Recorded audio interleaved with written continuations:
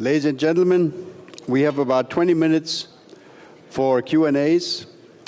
And before I call on any of you, let me start by asking a question myself.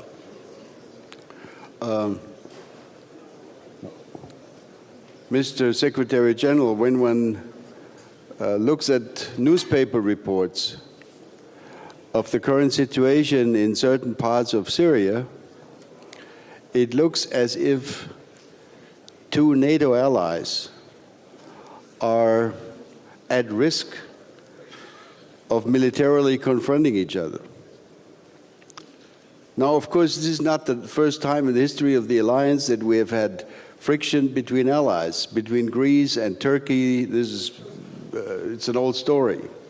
But this is the first time that two really major allies, the United States and Turkey, are having a real problem. So if you could tell us how you think this can or should be handled and how it will be handled in order to reestablish a perception of a NATO alliance that is not divided in a very important way.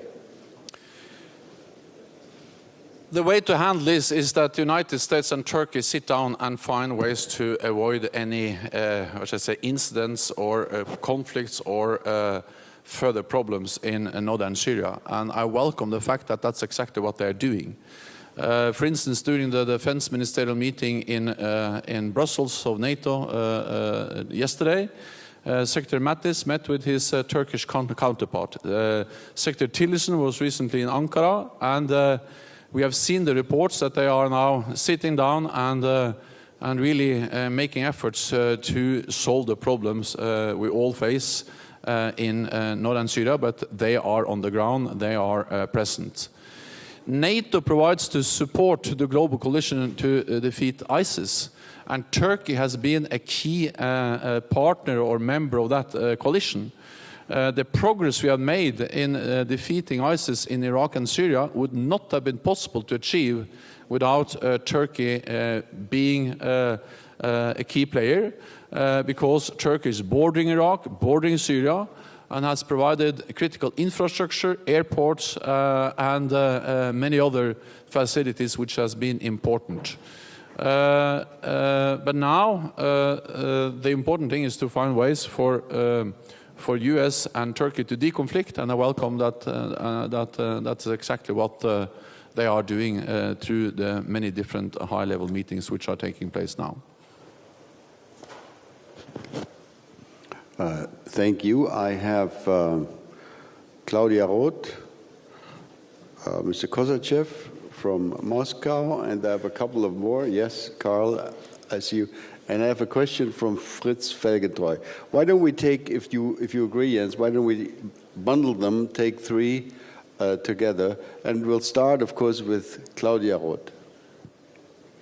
Vielen Dank, Herr Ischinger. Ich möchte anschließen an Ihre Frage. Und Herr Stoltenberg, ich glaube nicht, dass man das, was im Moment in Syrien passiert, an einem Angriff, einem militärischen Angriff von einem NATO-Mitglied Türkei auf Syrien, auf Afrin, als einen Konflikt zwischen zwei befreundeten Ländern reduzieren kann. Ich glaube, es ist nicht ein Konflikt zwischen den USA und der Türkei, sondern wir erleben einen Angriff eines NATO-Partners auf exakt die Kräfte, in dem Fall die kurdischen Kräfte, die von einem anderen NATO-Partner aus gutem Grund unterstützt, ausgebildet worden sind und aufgefordert worden sind, durchaus ihr Leben auch aufs Spiel zu setzen für unsere Sicherheit im Kampf gegen den Islamischen Staat.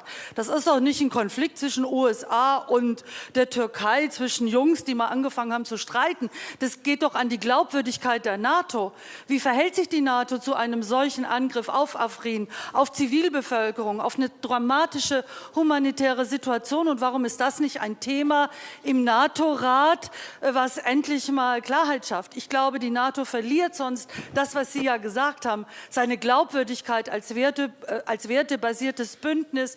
Und ich glaube, wenn Sie mir das erzählt hätten, meine Fantasie ist ziemlich groß, aber dass ein NATO-Mitglied einen militärischen Angriff jetzt auf Syrien ausübt gegen die Interessen der NATO auf einer anderen Seite, ist für mich nicht nachvollziehbar. Und Ihre Aussagen reichen mir da vorne und hinten nicht aus.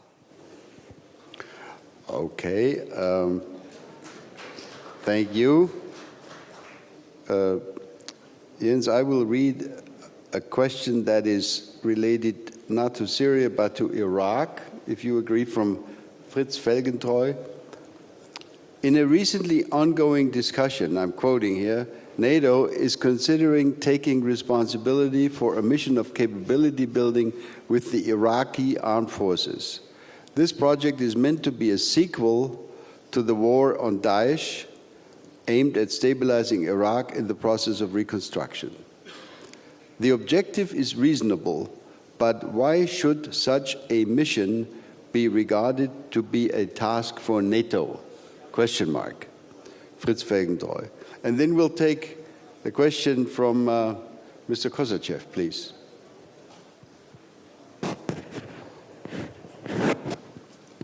Mike? Thank you, Mr. Secretary General. My question would be about the last part of your speech related to the dangers of proliferation of nuclear weapons. You mentioned, as far as I could see, 3 nuclear countries, Russia, China, and Iran, to my surprise,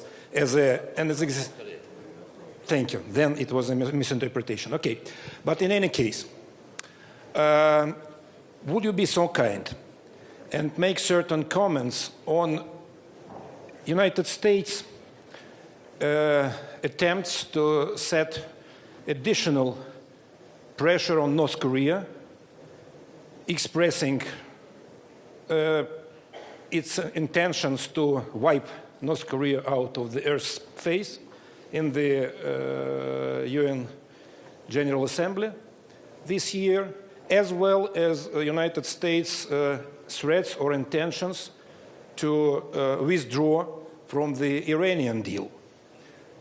How do you believe these actions and threats either strengthen or weaken the proliferation system in case of North Korea and in case of Iran? Thank you. Okay, so we have 3 questions. Jens. First, about Syria. Well, I was asked about the challenges between Turkey and the United States in Syria. That was the reason why I respond to that. But I agree that the situation in Syria is about much more than the relationship between Turkey and Syria and United States. Of course, we share the concerns about the humanitarian situation, the suffering of the people, the violence, the killing of civilians. And therefore, the main message is that we all support the efforts to find a peaceful, political, negotiated solution. And we strongly support the efforts of the UN and by Stefan de Mistura to energize these efforts to find a political solution. So NATO's main message is to support those efforts. Then the reality is that in the lack of a political solution, we have a very difficult situation in northern Syria, and the NATO allies have all participated in the campaign to defeat ISIS, both in Syria and Iraq. And NATO is a member of the coalition to defeat ISIS, and we have also provided support to the coalition with our AWACS surveillance planes and with training of Iraqi officers. But again, we don't think there is a military solution. We need a political solution. Turkey has some legitimate security concerns. No other NATO ally has suffered more terrorist attacks than Turkey, but we expect them to address these concerns in a proportionate and measured way. And we also welcome the fact that Turkey has briefed all NATO allies on the operation in Afrin, where several allies have underlined the importance of a measured and proportionate response. Then on Iraq, well, the main message is that we are more safe when our neighbors are more secure. And Iraq is a neighbor of NATO, a neighbor of Turkey, which is a neighbor, which is a NATO ally. So NATO feels a responsibility to try to also help to stabilize our neighborhood. We do that, of course, in close cooperation with the Iraqi government. And NATO has the structures, the experience, the knowledge of how to train forces. And I think that we have seen a significant shift in the way NATO is contributing to the fight against terrorism over the last years. Before, NATO conducted big combat operations, as we, for instance, have done in Afghanistan over many years. Now we are shifting from combat to train. So, for instance, in Afghanistan, we ended the combat operation. We do now training of local forces. And that's exactly also what we are going to do or scale up in Iraq. Because I believe that in the long run, it's much more viable, much more sustainable that we train local forces, enabling them to stabilize their own countries, instead of NATO conducting big combat operations. So to enable the Iraqi forces to avoid ISIL or Al-Qaeda or anything like that to come back, we have to help them build their military institutions, train their officers. And one of the issues where NATO is going to work a lot is on how to build, as a military academies, military schools to train the trainers and to help Iraq build a strong defense and security sector. Oh, sorry, nuclear. Sorry, US. Well, first of all, we attach great importance to the Iran nuclear deal, and it is important that it's fully implemented. Second, when it comes to North Korea, well, I think the good news is that at least the UN Security Council, with all the permanent members, have or has been able to agree on tougher sanctions.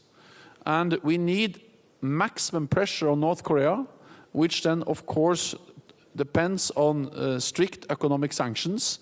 And we have seen tougher sanctions, and we have seen also that the sanctions are implemented to a larger extent now than before. I'm not saying this is easy, but I'm saying that pressure on North Korea is the way to denuclearize and to make sure that North Korea abandon their nuclear and missile programs. Thank you. We have time for maybe 3 or 4 more questions. I saw there's a question in the back, but there was Carl Bildt. So I'll call on Carl. Then I'll call on the lady. Is this Natalie? And on the gentleman over there, third. Yes. Is that Frank? Okay. Right. Carl Bildt. Secretary, you mentioned rightly, I think, the dangers associated with INF Treaty, if that were to sort of be endangered the one way or the other. There are several issues there, but you highlighted the Russian one, needless to say, and the ground-launched cruise missile, that the one way or the other is there. I noticed how you phrased it. You say Russia has developed and flight tested a ground-launched cruise missile, but you avoided, or you did not mention the word deployed. Was that a deliberate phrasing, or was it just an omission? All right. Then the next one is Natalie. Yes, there. Concerning European defence, indeed there have been remarkable steps being made over the last couple of years, and what's interesting is that these steps have been made in close communication with NATO and have gone hand in hand with an unprecedented deepening of EU-NATO cooperation. Now, you put a lot of emphasis on the risks, and listening to you, it seems to a bit like going back to the 1990s, the old debate of the 3 Ds. And what's not clear to me is, why is there this resurgence of doubts within NATO concerning the desirability of European defence? Thank you. And then we have Frank Wisner over there.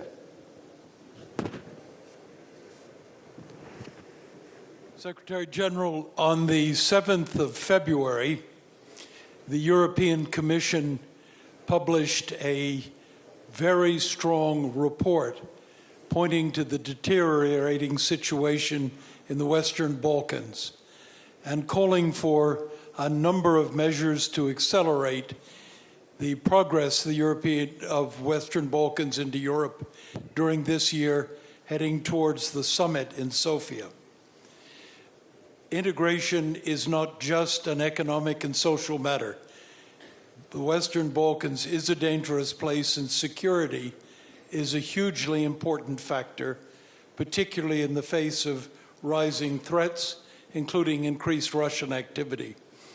Is it possible to imagine close coordination between a fresh round of EU efforts and NATO efforts to jointly bring the nations of the Western Balkans into the transatlantic community? All right, back to you. First, to Carl Bildt. Well, I used the official language the United States is using. And the reason why I did that was that I would like to be very precise, because this is not a NATO, assessment. This is a US assessment, because US is part in the INF treaty. Then there may be reports about all other things, but I used the official US language because this is a US determination. Regardless, the important thing is to make sure that we protect the INF treaty and that Russia is transparent and verifiable in compliance with the treaty. That's the main message. Then on EU defense, well, I am as positive as I can, meaning that I have welcomed the efforts to strengthen European or EU defense in all my speeches. But I think also that in all my speeches I have also highlighted that we need to avoid duplication. I think I have used the word duplication in all my speeches just to make sure that there is no risk for duplication and no risk for competition. And for instance, that this has to be done in a way which strengthens the European pillar within NATO. I think that's a direct quote of Ursula von der Leyen, that has stated many times that this is not about creating an alternative to NATO, but this is about strengthening the European pillar within NATO. So I think actually it is important that but also European leaders, as they have done many times, state again and again that this is not about competing with NATO, because then it's easier for us to provide full support and easier for us to also then calm down those who might be still a bit, afraid that this may create duplication or be an alternative to NATO. And the reason why European leaders themselves so strongly have underlined that this is not about collective defense, this is not about creating alternative command structures or an alternative to NATO, is that it is obvious that when it comes to protecting Europe, which is more than the EU, then we need the transatlantic bond. And we need non-EU allies, as Britain, soon to be, Norway in the north, Turkey in the south. And of course Canada and the United States. 80% of NATO's defense spending is non-EU. So there is no way EU can replace NATO, but EU efforts can complement and strengthen NATO, and therefore I strongly welcome those efforts. I think that has been my message in all my speeches, and I continue to say so. Then on Western Balkans. NATO has a history there, the EU has a history there, we have a responsibility. And sometimes I'm a bit afraid that we are so focused on Syria, Iraq, Afghanistan, which is important, that we forget our closest neighborhood, the Western Balkans. And we have to be focused on the Western Balkans, because there are some developments which are really going in the wrong direction. But at least we, and I really believe that NATO and the EU can do more together. We already work together, but we can do more together. NATO, we have as EU members in the region, Slovenia and Croatia, but NATO also Albania and Montenegro. And I recently visited Skopje, And I really hope that it is possible to find a solution to the name issue, because then we can also move on that issue when it comes to membership. But this is not only about membership, this is also about working with partners, for instance, Serbia. I welcome that we are strengthening our partnership with Serbia. I welcome also that EU is working on that. So the Western Balkans is absolutely a region where we have to do more, and have to do more together with the European Union. Okay. Any final questions? Two more. Horst Teltschik first, and then Steve Erlanger. Herr Generalsekretär, wir haben heute viel gehört über Maßnahmen, die NATO zu stärken. Wir haben viel gehört, die militärische Zusammenarbeit in der Europäischen Union auszubauen und zu stärken. Was wir nicht gehört haben bis zur Stunde ist, was tun wir in Richtung Rüstungskontrolle, Abrüstung und Zusammenarbeit in diesem Zusammenhang mit Russland. Wir haben den NATO-Russland-Rat.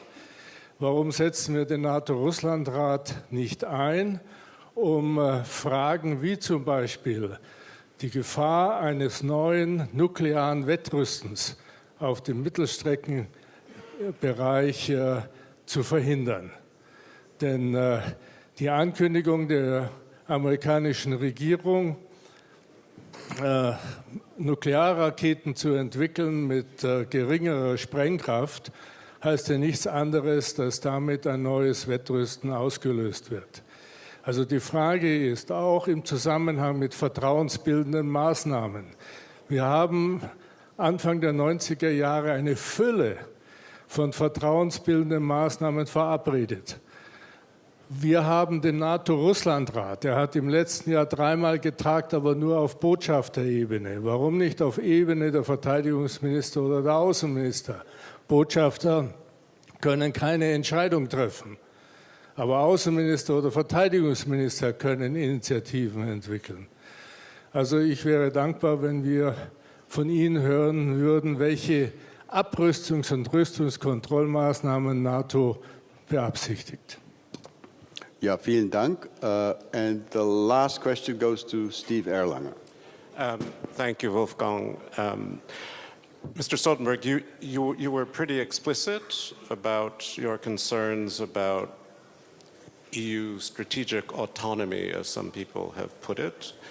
But I want to press you a little more on two things. One, do you think the French idea of a European intervention force is duplicative or a good idea or a bad idea, explicitly? And secondly, American officials have been quoted lately as saying they have grave doubts about PESCO and what it entails for NATO. Are those comments helpful to you, or are they hurtful? And have they been coordinated with you? Thank you. Jens, before you reply, since we're talking here about NATO-related issues and about the transatlantic relationship, allow me to use just 30 seconds to set the record straight. There was a news item on German television, and this is why I will say what I say now in Deutsch. Es gab heute Vormittag in einer Fernsehsendung eine Unterstellung, die ich hier gerne zurechtrücken würde. Da wurde gesagt, anscheinend haben die Amerikaner, hat die Trump-Administration das Interesse an der Münchner Sicherheitskonferenz und damit an Europa verloren.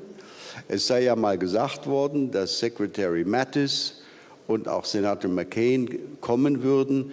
Die kämen ja jetzt offenbar nicht, da sie nicht auf der Rednerliste stünden. Also ich will das nur mal faktisch klarstellen. Bis vor wenigen Minuten saß Secretary Mattis hier im Saal. Die meisten von Ihnen haben ihn gesehen. Der ist also hier. Und was Senator McCain angeht, wird Senator McCain morgen Abend den Kleistpreis bekommen. Er kann ihn aber aus gesundheitlichen Gründen wegen seiner schweren Tumorerkrankung nicht persönlich entgegennehmen, sondern der Preis wird von seiner Frau Cindy morgen Abend entgegengenommen. Das im Übrigen, meine Damen und Herren, ist die amerikanische Regierung, mal abgesehen von den Vertretern früherer Administrationen wie John Kerry und Joe Biden und viele demokratische Senatoren, abgesehen davon ist die Trump-Administration hier sehr intensiv vertreten mit dem Verteidigungsminister, mit dem nationalen Sicherheitsberater, mit dem Homeland Security Minister oder der Ministerin, mit dem stellvertretenden Energieminister und dem stellvertretenden Außenminister. Mal von der ganz... Bitte? DNI, auch noch, jawohl.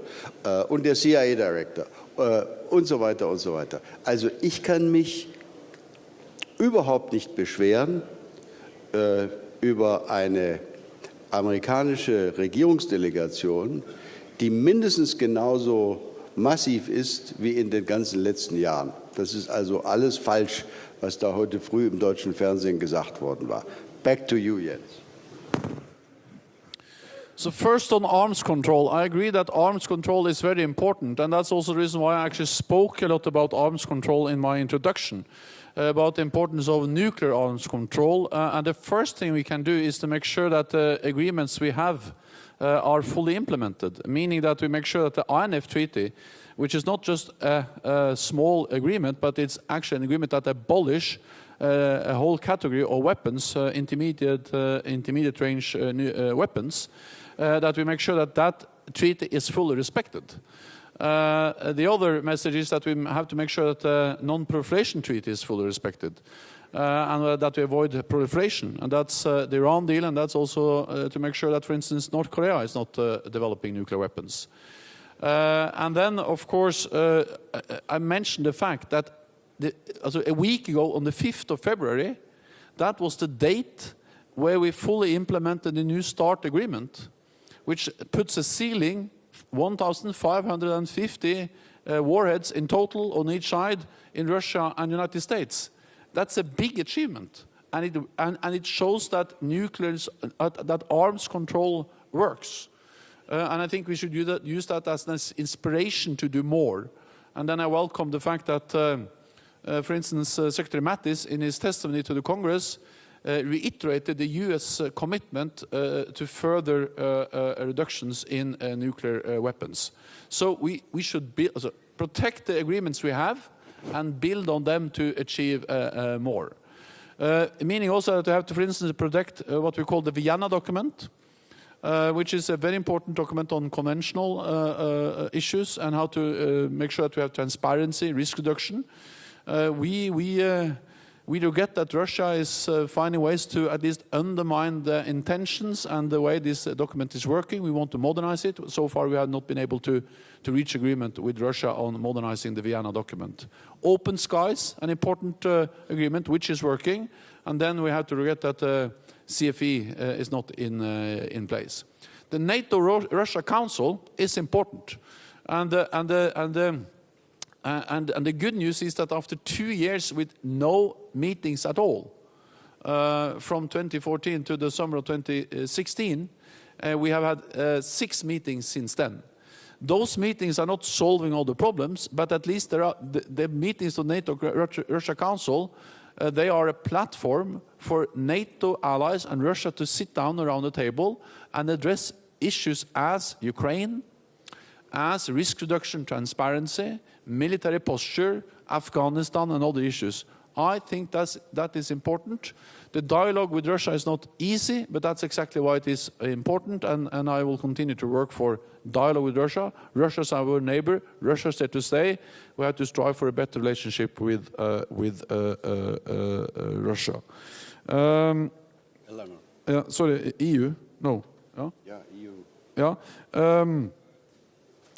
PESCO and no. Well, we had a defense ministerial meeting on Wednesday and Thursday, and we all welcomed PESCO.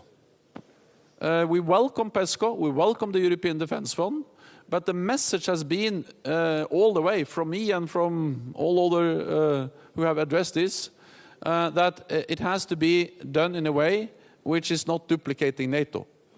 I think that was in my first comment when I was commenting on the PESCO.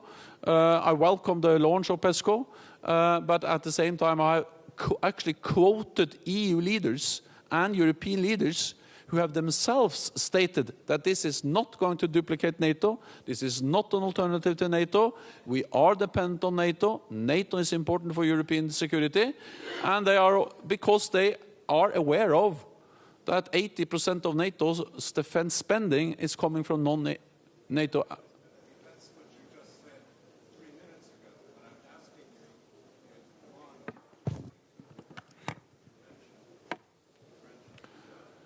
Well, yeah, then I can. So we welcome. Yeah, he asked me about the new European capabilities, a French force. We welcome also, of course, new European capabilities, forces, equipment, and so on. What we have underlined, and again in all my comments and in all my meetings with EU ministers and press statements and so on, is that that there are 3 important points. One is coherence when it comes to capability developments. Because NATO has a defense planning process, and we cannot end up in a world where there is one list from NATO and then a competing capability requirements from the EU. And that's a problem for me, but it's even bigger problem for the nations, because then they will have 2 institutions coming with 2 lists and asking for different capabilities. So it's obvious that it has to be coherence in the capability developments between NATO and the European Union. No way it can work without coherence. I say that, but also EU leaders says that.